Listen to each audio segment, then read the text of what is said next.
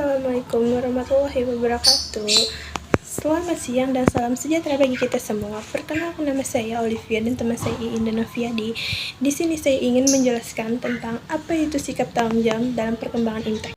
Bagi bangsa Indonesia dalam mengembangkan dan menerapkan IPTEK perlu mengingat landasan idealnya, yaitu konstitusional, yaitu Pancasila, dan landasan konstitusionalnya, yaitu UUD NRI tahun 1945. Dalam kaitannya dengan Pancasila, terutama sila ketuhanan yang Maha Esa, sebenarnya ialah memberikan peringatan kepada kita bahwa semua ilmu yang ada di dunia berasal dari Tuhan.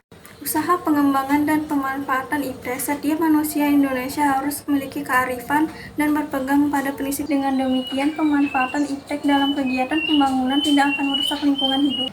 Akan tetapi, kalau IPTEK dimanfaatkan tanpa kearifan dan tidak dengan pertimbangan moral, kecenderungan merusak lingkungan hidup lebih besar. Sebagai contoh, dinamit dan bahan peledak dimanfaatkan untuk mencari dan menangkap ikan. Seseorang yang menggunakan bahan peledak jelas semata-mata hanya demi keuntungan pribadi, tidak didasari dari pertimbangan moral dan akibat baik buruknya dari tindakan itu. Contoh lain misalnya nuklir. Energi ini sebenarnya besar sekali manfaatnya dalam pembangunan, termasuk untuk bidang kesehatan. Akan tetapi, kalau nuklir jatuh ke tangan orang yang tidak bertanggung jawab, dibuatlah senjata pemusnah yang sangat mengancam hidup manusia dan lingkungannya. Manusia di dalam mengembangkan dan menerapkan IPTEK sudah selayaknya disertai etika dan rasa tanggung jawab. Etika dalam hal ini menyangkut pengertian luas, baik etika keilmuan maupun etika sosial, kemanusiaan atau etika moral. Dari segi etika keilmuan, artinya di dalam mengembangkan IPTEK berdasarkan metode keilmuan dengan langkah-langkah yang sistematis dan bersifat objektif. Manusia mempelajari gejala alam apa adanya dengan tujuan mengungkap rahasia alam dan menciptakan peralatan atau mengontrol gejala tersebut sesuai dengan hukum alam. Sebuah ilmu dapat saja bebas nilai dalam arti tanpa pamrih dan tidak memihak. Akan tetapi, dari segi aksiologis, penerapan atau pemanfaatan hasil IPTEK pada etika sosial kemanusiaan atau etika moral, di sini IPTEK tidak bebas nilai. Di dalam memanfaat IPTEK, manusia perlu mengingat nilai-nilai kemanusiaan normal, baru mengingat nilai-nilai keagamaan. Pada segi agama, etika, dan tujuan pengembangan IPTEK secara sistematik dapat dibagi menjadi dua. Pertama, untuk membantu manusia dalam mendekatkan diri kepada Tuhan.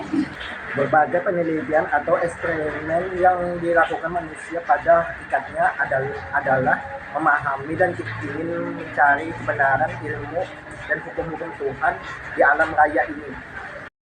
Orang yang makin paham tentang alam semesta ini tentu makin kagum dan yakin akan kebesaran dan kemahakuasaan Tuhan.